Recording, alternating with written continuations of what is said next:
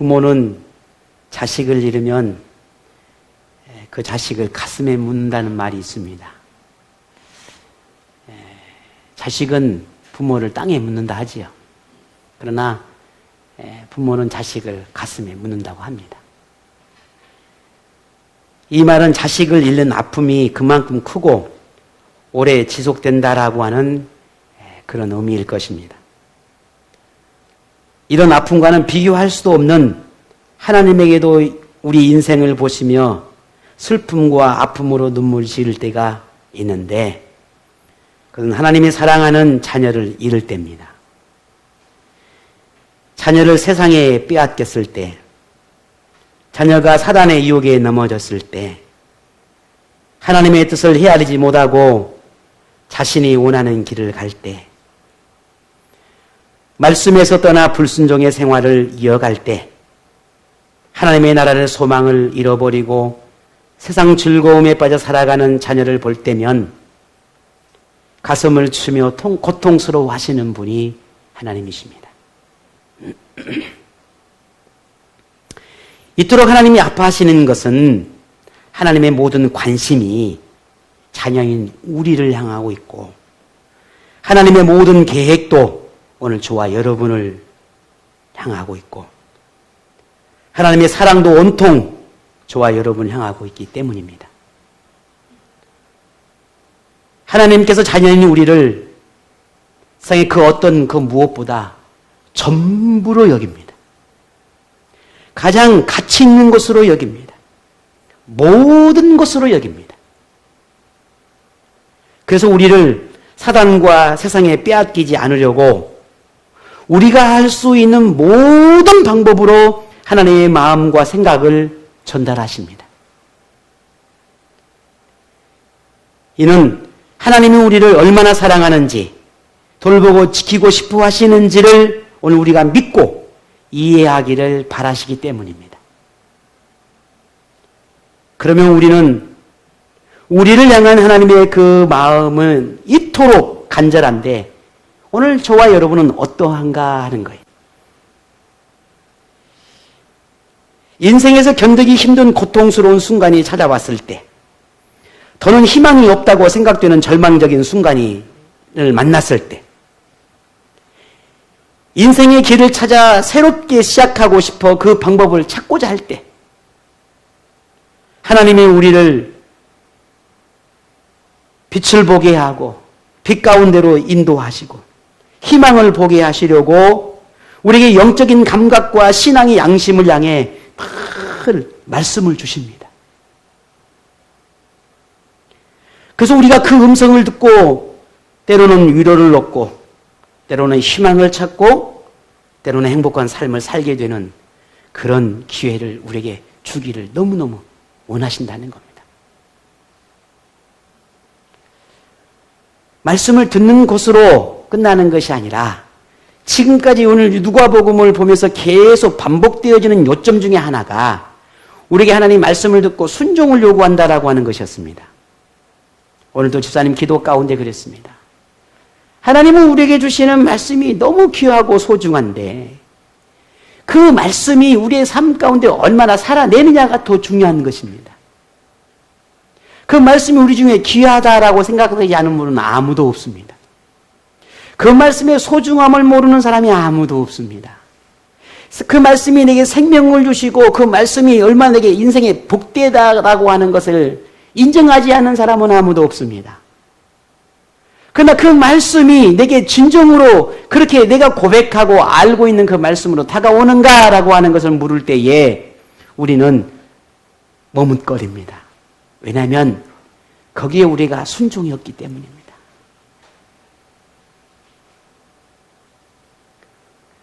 오늘 또 하나님은 우리에게 말씀하고 싶어 하십니다. 우리가 절망 중에 있을 때 그 절망의 마음을 하나님도 느끼고 계십니다.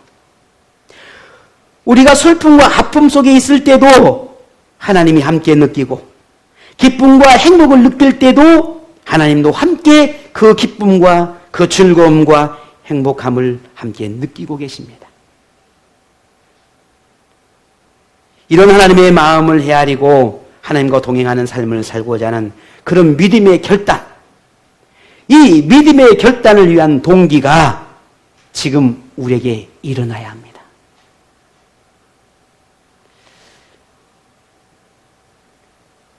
지금 점점 이제 코로나의 상황을 일상으로 바꿔가려고 하는 그런 분위기가 일어나고 있습니다. 이걸 우리는 어떻게 받아들일까? 우리는 이후의 삶이 어떤 변화가 찾아올까? 과거의 코로나 이전의 모습으로 다시 회복될 수 있을까? 그러한 예배와 하나님의 믿음으로 살아냈던 삶이, 일상의 삶들이 다시 그 본래의 모습으로 돌아갈 수 있을까? 라고 하는 그런 많은 생각들과 고민들이 찾아오는 게 사실입니다. 물론 불투명합니다. 예측할 수가 없죠. 그 이유는 환경은 조금씩 바뀌어가는데 문제는 우리의 마음과 생각이 바뀌지 않고 있다는 겁니다. 여전히 두려움 속에 있고 여전히 염려 속에 있고 여전히 지금의 상황을 그대로 즐기고 지금의 상황을 그대로 여전히 지켜가고 싶어 하고 하는 마음이 여전히 있다라는 거 하는 겁니다. 오늘 저와 여러분, 분명 하나님은 우리에게 듣고 싶고 우리가 알아야 하겠고 우리가 깨달아야 하겠다라고 하는 그 말씀이 오늘 본문을 통해서 우리에게 주고 싶어 하십니다. 하나님이 어떤 분인지, 또 우리가 하나님과 삶을 살아냄에 있어서 하나님이 더욱더 우리를 바르게 이해하고 내가 하나님을 더 깊이 이해하기를 바라는 그런 하나님의 간절한 마음이 오늘 본문에도 담겨 있습니다. 그래서 오늘 우리 본문의 말씀을 좀 더 깊이 있게 묵상하고 또 듣고 고백하는 그런 믿음의 모습들이 우리에게 결단으로 일어나야 합니다. 여러분, 들을 준비가 되셨습니까? 자, 이제 오늘 본문의 말씀이 내게 어떻게 들려지는지, 내게 무엇을 원하시는지, 무엇을 바라시는지와 함께 나눠보겠습니다. 예수님이 나인이라고 하는 이 성에 들어가실 때였습니다. 많은 사람이 열을 이루고 성에서 나오는 광경을 목격하게 되는데 안타깝게도 시신을 메고 나오는 운구 행렬이었습니다. 사람들의 행렬 속에서 슬픔에 젖어 통곡하는 여인의 울음소리가 들려옵니다. 이 여인은 남편도 없는 데다 독자인 아들마저 잃어버린 이 죽은 청년의 어머니였습니다. 이 여인의 통곡 소리는 아들을 잃은 아픔이 얼마나 큰지를 말해줍니다. 아들마저 떠나보내야 하는 이 엄마의 그 마음이 얼마나 아팠을까? 얼마나 힘들었을까? 아들을 잃고 우는 이 엄마의 울음은 나인성인 모든 사람들마저 울렸습니다. 아들을 잃고 슬픔에 통곡하는 엄마를 본 예수님은 어떠하셨을까? 그냥 지나치지 못했습니다. 아니, 그럴 수가 없었습니다. 슬픔으로 가득한 여인의 그 마음을 느낄 수 있었기 때문입니다. 그 고통을 알았기 때문입니다. 남편도 없는데 아들마저 떠나보내야 한다라고 하는 그 절망스러운 그 고통으로 신음하는 이 엄마의 마음을 누구보다 예수님이 알고 있었습니다. 죽은 아들의 운구 행렬을 비통하게 울부짖으며 따르는 이 여인의 모습을 보며 예수님은 외면할 수가 없었던 겁니다. 그래서 예수님은 이 여인을 향해 이렇게 말씀하십니다. 오늘 보면 13절입니다. 주께서 과부를 보시고 불쌍히 여기사 울지 말라 하시고, 아멘. 울지 마라 라고 말씀합니다. 울지 마라. 예수님께서 이 여인에게 울지 말라 라고 말씀하신 것은 단지 너무 슬퍼하지 마시오, 너무 그렇게 괴로워하지 마십시오 라고 하는 단순한 위로나 격려의 의미로 울지 말라 라고 말씀하신 게 아닙니다. 물론 그런 의미도 있었을 것입니다. 하지만 오히려 이 여인을 향해 현실적인 해답을 주겠다라고 하는 이 예수님의 마음의 결단, 예수님의 마음에 품고 있는 그 다짐이 울지 마라 라고 하는 이 한마디 속에 담겨 있었습니다. 울지 마라. 더는 슬픔의 눈물을 흘리지 않게 해주겠다. 울지 마라. 이제는 네가 울지 않도록 너를 도와주겠다. 라고 하는 그 예수님의 결단이 이 한마디 안에 있었다는 겁니다. 울지 말라고 하는 것은 예수님이 지금의 이 절망을 희망으로 바꾸어 주겠다라고 하는 말씀입니다. 슬픔을 기쁨으로, 아픔을 치료하고 회복해 주겠다라고 하는 예수님의 강력한 의지를 이 울지 말라라고 하는 말 속에 포함하고 있는 겁니다. 이 예수님의 마음, 이 의지, 이 결단을 예수님의 다음의 행동에 보면 그대로 나타납니다. 우리 한번 읽어보겠습니다. 같이 봉독합니다. 7장 14절에서 15절에 말씀하십니다. 우리 함께 있습니다. 가까이 가서 그 관에 손을 대시니 맨 자들이 서는지라. 예수께서 이르시되 청년아 내가 내게 말하노니 일어나라 하시매 죽었던 자가 일어나 앉고 말도 하거늘 예수께서 그를 어머니에게 주시니 아멘. 예수님이 이 여인에게 울지 말라라고 하셨던 그 이유가 결국은 죽은 아들을 살려주겠다라고 하는 그런 의도된 말씀이었다는 겁니다. 계획된 말씀이었다는 거예요. 아들을 잃은 엄마에게 어떤 말이 위로가 되겠습니까? 만약 이 여인이 다시 기쁨을 찾고 행복을 느낄 수 있는 것이라면 죽은 아들이 살아나서 그 엄마 품에 안기는 걸 겁니다. 그것이 가능한 일이라면 이 여인에게는 세상 무엇보다 가장 큰 선물이 될 것이고 최고의 위로가 될 것입니다. 물론 죽은 자가 다시 살아난다는 것은 세상의 그 어떤 이치로도, 세상의 그 어떤 논리로도, 세상의 그 어떤 과학이나 철학으로도 설명할 수 없는 일이고 더욱이 불가능한 일입니다. 그런데 이렇게 불가능하다고 말하는 것, 설명할 수 없는 불가사의한 그 일을 예수님께서 행하십니다. 예수님은 이 여인에게 아들을 다시 얻는 그 행복을, 그 기쁨을 선물하고 싶은 것입니다. 희망을, 소망을, 태어나는 아들과 함께하는 또 다른 인생을 열어주고 싶어 하셨습니다.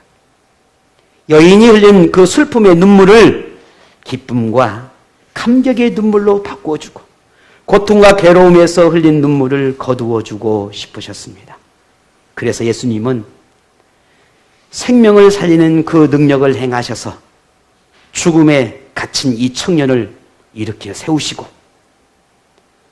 그를 어머니에게로 돌려보내주십니다.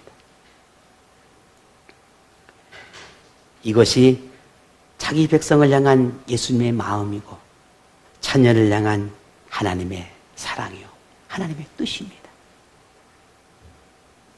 오직 우리의 행복과 기쁨을 위해 무엇이든 주기를 바라고 행하기를 바라시는 분이 우리 아버지, 영적인 아버지 하나님의 마음이라는 겁니다. 여러분 이 아버지의 마음을 여러분 믿으신가요? 그 마음이 아버지 마음, 하나님의 마음.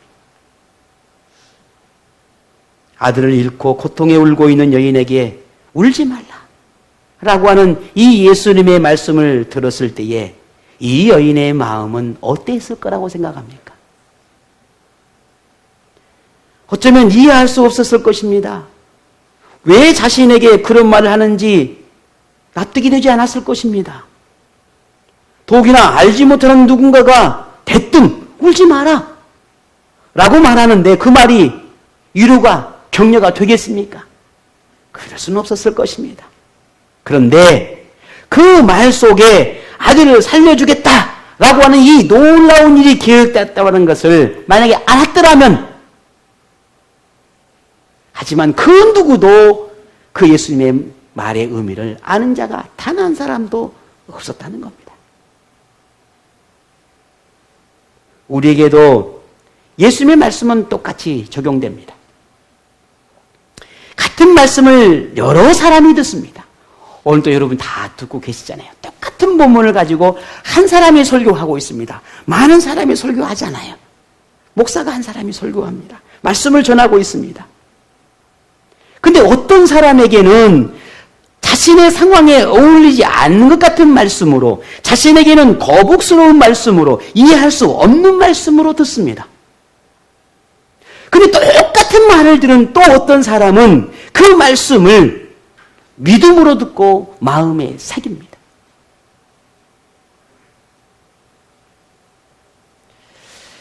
이해할 수 없는 듣게 듣는 사람은 그 말씀을 가볍게 여기고 무시할 것입니다. 그러나 믿음으로 경청하고 그 말씀을 마음에 새기는 사람은 그 마음에 결단이 일어나고 그 마음에 결심이 일어날 것입니다. 그런데 우리가 반드시 기억해야 하는 것은 예수님의 모든 말씀 안에는 반드시 예수님의 숨은 뜻이 거기에 담겨 있다라는 겁니다. 말씀 이후에 어떤 일을 행하실지 그 의도가 있다는 것을 우리가 깨달아야 한다는 겁니다. 괜히 밑도 끝도 없이 우리에게 주는 말씀이 아니라는 것. 66권의 모든 단 한마디, 단 한 글자의 말씀도 그냥 의미 없이 던져지는 말씀이 아니라는 겁니다. 비록 하나님은 설교회를 통해 말씀을 선포하게 하시지만, 그러나 그 말씀 속에는 분명 하나님의 역사하심이 있고, 전하고 싶어 하신 뜻이 담겨 있고, 말하고 싶어 하시는 하나님의 의도가 담겨 있다는 걸 우리는 들어야 합니다. 그렇게 우리의 말씀이 내가 그리 들려질 때, 그래야 비로소 하나님이 예수님이 행하실 그 기적을 경험하게 될 것이기 때문입니다. 그 기적은, 우리에게 임하는 그 은혜는 반드시 저와 여러분에게 기쁨이 되고 행복이 되고 평생 잊지 못할 은혜의 선물로 우리에게 다가오게 될 것입니다. 그래서 우리는 말씀을 듣는 자세가, 그래서 말씀을 받아들이는 우리의 영적인 태도가 중요하다는 겁니다. 여러분에게 절망이라고 생각되는 것이 있다면 무엇입니까? 아픔으로, 고통으로 다가오는 것이 있다면 무엇입니까? 희망으로, 기쁨으로 새롭게 변화되기를 바라는 것이 있다면 무엇입니까? 예수님께서 여러분에게 기적을 행하기를 바라신다면 그것은 무엇입니까? 우리가 예수님께 무엇을 구하든 우리의 바람보다 예수님이 오늘 주와 여러분의 필요를 채워주고 싶어하는 마음이 더 간절하다라고 하는 것을 깨달아 알기를 바랍니다. 예수님은 우리가 희망을 잃어버리고 살아가는 것을 결코 보고 싶어 하지 않습니다. 그래서 예수님의 모든 말씀 속에는 우리를 자꾸만 희망으로 바꾸기를 바라고, 우리가 새로운 꿈을 꾸기를 바라고, 우리가 새 인생을 열어가기를 그토록 원하고 바라는 말씀으로 담겨 있다는 거예요. 그래서 오늘 또 말씀하시고, 또 말씀하시고, 또 보게 하시고, 또 알게 하시고, 또 들음을 통해서 깨닫게 하시는 것입니다. 여러분이 소중하게 여기는 것을 잃어버리고 고통의 눈물을 흘리는 모습을 보고 싶어 하지 않는 분이 예수님이십니다. 그래서 우리는 불가능하다고 말하지만, 그래서 포기하지만, 예수님은 불가능한 것이 없으니 모든 것을 가능하게 열어가십니다. 우리는 길이 보이지 않아서 주저앉아 있지만 예수님은 길을 오히려 만들어 가십니다. 그리고 우리를 이끌어 가십니다. 그게 예수님입니다. 그러므로 여러분, 믿으십시오. 맡기십시오. 때로는 넉넉히 순종으로 따라가십시오. 좀 이해가 안 되고 좀 나와 안 맞은 것 같고 나에게 뭔가 큰 아픔을 주는 것 같고 내게 뭔가 좀 망치로 두들겨 패는 것 같은 그런 마음의 고통이 온다 하지라도 그 말씀이 내게 살아있는 말씀으로 오는 것이니 묵묵히 순종해 보십시오. 거기에 하나님은 놀라운 계획이 있다는 걸 믿음으로 바라보십시오. 예수님은 여러분에게 언제나 소망을 주고 싶어 하는 분이십니다. 이러한 분이라는 걸 믿으십시오. 예수님은 여러분이 더 나은 삶을 살기를 바라시고 그 인생을 열어주고 싶어 하시는 분이십니다. 그리고 이제 더는 절망 속에서 허우적거리는 삶을 살기를 결코 원하지 않습니다. 그러니 예수님을 향한 그 믿음으로 바라보시고 더는 절망 가운데 있지 마십시오. 더는 희망을 버리지 마십시오. 더는 어둠 속에서 울지 마십시오. 여러분 곁에 눈물을 거두시는 예수님이 계시다라고 하는 사실을 항상 기억하시기를 바랍니다. 저나 여러분이나 삶의 환경은 똑같습니다. 생각하는 것도 똑같고 넘어지는 것도 똑같고 고민도 똑같고 실패하는 것도 똑같고 죄 짓는 것도 똑같고 다 똑같습니다. 저도 언제 어느 때 어떻게 어떤 모습으로 변화해 있을지 저도 알 수가 없습니다. 지금보다 더 믿음이 없을지 지금보다 더 엉뚱한 사람이 될 수 있을지 아니면 더 지금보다 오히려 참 보기 흉한 모습으로 변해 있을지 저도 장담할 수가 없습니다. 그러나 나는 내 자신을 믿을 수 없지만 나를 이끌어 가시는 여러분을 이끌어 가시는 주님은 믿을 수 있지 않습니까? 그분을 붙잡으시라는 겁니다. 그래서 그분을 믿으시라는 겁니다. 그래서 그분의 말씀에 경청하시라는 겁니다. 왜? 나는 할 수 없지만 주님은 하시니까요. 나는 실패하지만 주님은 실패하지 않으시니까요. 예수님의 능력이 나타났던 나인성을 보십시오. 죽음에 행렬했던 나인성, 통곡과 눈물로 가득했던 그 나인성이 이제는 기쁨과 즐거움에 춤을 추는 현장으로 바뀌어버렸습니다. 나인성은 순식간에 되살아난 청년에 관한 이야기로 사람들의 입이 쉴 틈이 없습니다. 그런 나인성의 모습을 본문에 이렇게 말합니다. 16절을 볼까요? 우리 16절 함께 읽어보겠습니다.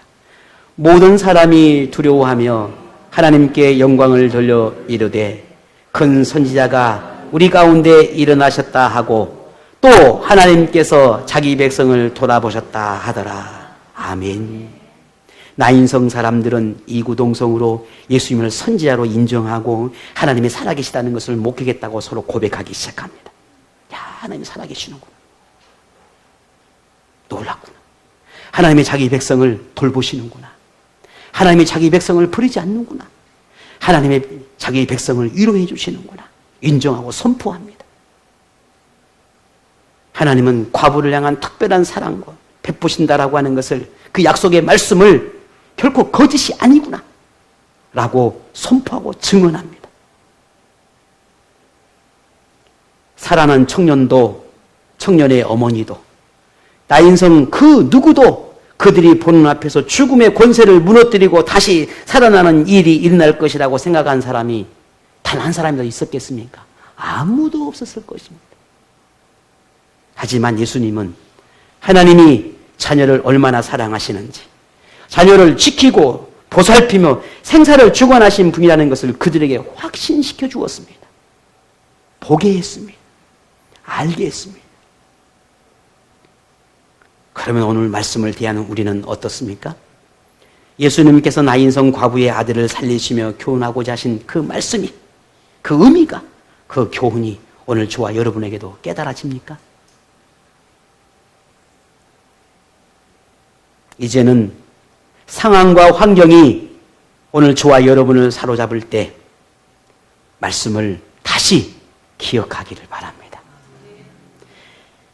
염려와 걱정과 근심으로 마음이 어두워질 때 주님께서 여러분에게 말씀하셨던 그 생명의 말씀을 다시 붙잡기를 바랍니다.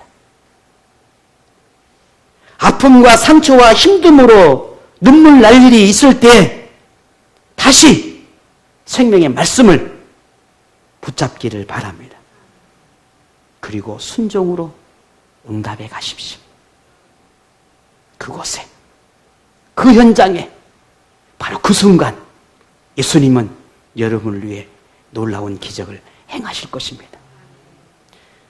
예수님이 여러분을 지켜보고 계심을 믿으시기를 바랍니다.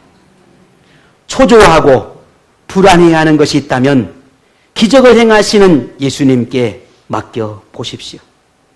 위로와 희망이 필요하다면 과부의 아들을 살리신 예수님을 생각하십시오. 여러분을 돌보시고 일으켜 세우시기를 바라셔서 말씀하실 때에 그 말씀을 결코 소홀히 듣지 말고 마음을 열고 귀를 열고 그리고 경청하고 그리고 주님께서 내게 뭐라 말씀하시는지 늘 귀를 열어 듣기를 바랍니다. 예수님은 그런 여러분에게 하나님의 돌보심이 있음을 반드시 보게 할 것입니다. 내가 너를 지켜보고 있다. 내가 너를 책임질 것이다. 내가 너를 돌보고 있다. 내가 너를 인도하고 있다라고 하는 이 사실을 여러분 보게 하실 거라는 겁니다. 슬픔과 아픔의 눈물보다 감사와 기쁨에서 흐르는 눈물을 더 많게 하실 것입니다. 이게 예수님의 본 마음이니까요. 하나님의 본 마음이니까요. 이번 한 주간도 오늘 우리에게 주시는 이 한 시간의 말씀, 이 짧은 이 말씀을 묵상하고 순종함을 통해서 하나님이 여러분을 돌보시고 기쁨과 감사가 고백되는 생활이 되도록 모든 순간을 이끌어가고 계시는 그 하나님의 능력을 경험하는 한 주간이 되시기를 주의 이름으로 축복합니다. 또 기억나게 하시고 또 생각나게 하시고 또 알게 하시고 또 깨닫게 하시는 말씀이 있거든 그 말씀을 붙잡고 순종하시기 바랍니다. 그 말씀을 소홀히 여기지 마시고 더 그 말씀을 가까이 하며 하나님께 나아가시기를 바랍니다. 그 말씀이 오늘 저와 여러분을 살릴 것입니다. 그 말씀이 우리의 인생을 바꿔놓을 것입니다. 그 말씀이 우리의 시간 하루하루를 바꿔 가실 것입니다. 이 생명의 말씀이 여러분 모든 삶 가운데 충만하기를 주의 이름으로 축복합니다.